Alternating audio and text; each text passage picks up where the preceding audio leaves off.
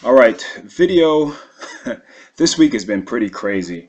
Looking at this action right here, trust me, I'm not going to be one of those guys. I was actually going to start the video by saying, "Oh, the markets did exactly what I thought it was going to do," then just start chuckling. I couldn't even get, I couldn't even take that seriously because of how I didn't expect this to happen at all. No way I expected this to happen, but it did, and you just react accordingly. And again, we want to see it get above these October 6 highs, and we'll see what happens. Again, this might be a level that might be really good to look at right here. Okay. Yep. And then we also, it broke this level that I thought it was just going to be retracing to. So that one's null and void. Um, but we just have to see what happens next. Again, I was not expecting this at all. And when we look at the weekly, again, I'm still glad that I wasn't, too short during these times. Again, but this weekly, again, is still showing. We remember we were talking about the lows, and we said, okay, this low, right? This low, this low. And once we violated that, we said we'd be cautious, and it just ripped up. I was not expecting a V bottom whatsoever, and it did it. So again, I'm not going to be one of those guys say, "Oh, I expected it." This is 100% real trading on this channel, and that would be a disservice to try to be that guy that would say, "Oh, I saw this coming." I did not. I thought it was just going to dead cat bounce. I thought that actually, if it broke these lows of here, that it would actually be a pretty good layering of this, and if we could get below this low of this pivot, and we see what would happen there. If we did the fib, we've seen that pretty much where is it? It's right at this. I mean, yeah, right here was where I was wanting to short like crazy if it broke this low, because it got to the 61.8% fib retracement level. But again, we still have to get above the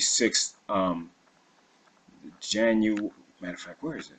The October 8th, there you go, 6th and 8th highs. So we're still there, and again, it could rip back to the upside, but just be cautious. And again, I didn't really get to participate with it. I had a couple of positions that got stopped out, and I did a little scalping on the NQ futures wise, just from some day trades. But that was pretty much it, because again, I did not expect this to happen, and that's the truth. So same thing with this area right here. I mean, we want to make sure we're still looking at price action. And again, we saw this low that we wanted to not get violated. Once it broke, again, I was looking, once it broke here, this low, I was like, ooh, this looks pretty to get to the short side, and it didn't. It just continued to go up. Now the volume is weakening a little bit, but again, it's still going up and could test the highs and continue up the highs. We just got to see. Remember, there's a Fed meeting on Tuesday. I hate this shit. I hate that there's these Fed meetings that you don't know what the hell is going on. The market reacts, crazy during them. But at least what I want to tell you to do is during the Fed meeting, do not trade during that. Not because you have the wrong direction, but, and you'll see this. Look at the futures. Look at your dome if you're day trading. Look at the spreads if you're doing options. They will widen to just, you could be in a position and they'll stop you out if you have a stop based on the underlining, using the deltas, and maybe, having a price. Let's say you bought for $2, you'll get stopped out at 140 or something based on price. That spread will go to like 120 and the price will not move. So just be very cautious during that time. So if you're in stuff swing trading, who gives a shit, right? But if you're not, be very, very cautious when doing that as well. IWM. IWM is still not out of the woods yet. I mean, you can see this happening right here. You can see we have this price level that we really were looking at, but it's still not, let's see what the fib looks like from this high. It's about at 50%. So again, it doesn't look, it's definitely not out the woods. You have a break of a low, it could continue the downside. Plus you see the volume is weakening as well. So, and if you look at the weekly, and a lot of people use the Russell as an indicator, but of the overall markets. But you can see the churn that has been going on, and this is kind of want to. Oops, sorry guys. I just want to show you guys what I'm talking about.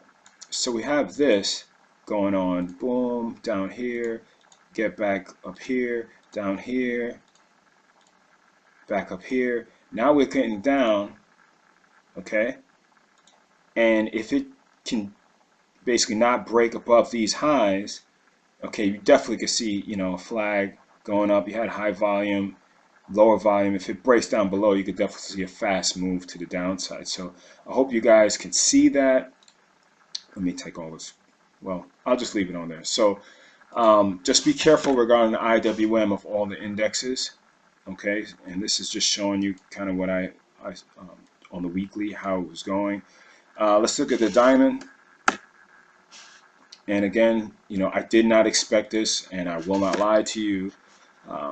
Did not expect it at all, but that's what the markets are about, right? So we have this churning that I like to call it. We have this churning. We're getting here. We're coming back here to this low. We got it didn't barely broke above, coming down. You can see that the trend, I don't know if it's weakening, but again, it's just not looking super strong. We just have to kind of see how this one plays out over the next couple of weeks. But they could continue to run it higher. Again, if you're looking at candlesticks or candlestick patterns alone, you say, okay, this is a hammer, and now you have a nice, you know, strong bullish candle you just want to follow through to come. So again, I'm not ruling that out as well. Apple is continuing higher. I had it actually beat the target that I have. I have a post that I put July 25th for 104.50 break with a what was it, a 10/13 turn date. So if you were looking to get long, you just wait for a break above here and you went long, and be brave over earnings. I don't typically do that. If I do that, I'm risking the entire position. It's not something, you know, I'm saying that if it doesn't work out, I'm more than happy just giving the whole thing, not even paying commissions. I'll just let it expire. Okay, so this one is continuing, and I think it still could have some legs, but again, trading during this churn is not the best thing. I actually had some Goldman Sachs, and I got stopped out of it. Let me show you why. I shorted right here. It just looked really great. It's a trade that I would take again, and this is what you have to have, your rules. Came to this high, it broke this low. Okay,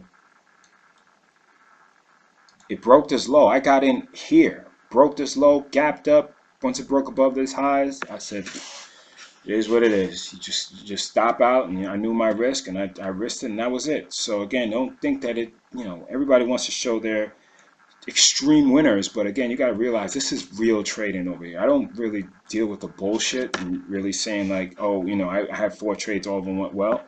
I might have some scalps that went well, but my swing trades didn't go well this week. So again, you know, you have to be you have to stick and move and be very limber with these markets. You know, you can't be rigid. I think Bruce Lee said, you know, you have to be like the bamboo.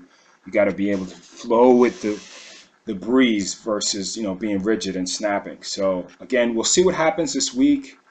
Again, the V bottom was something that I was expecting it all, and we'll see, and we'll look how it is. But I don't think it's out the woods yet.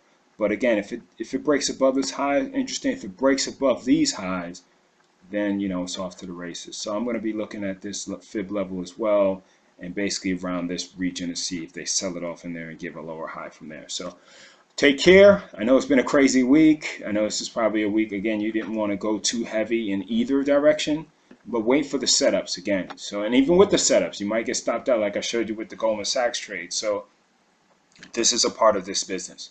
So you just have to be aware of it. But if you have your rules, when you get stopped out, you're like, nah, whatever, I would have taken that trade again, versus you don't know what to do because you don't have anything. You're just kind of flying off the seat of your pants. And with this type of market going on right here, the sentiment will change daily. You'll see people be super bullish. Of course, people were bullish. Oh, they didn't know. Okay, they were picking a bottom. Maybe they did. But those that are still super bearish, you just want to be cautious. Okay, again, at the end of the day, take care.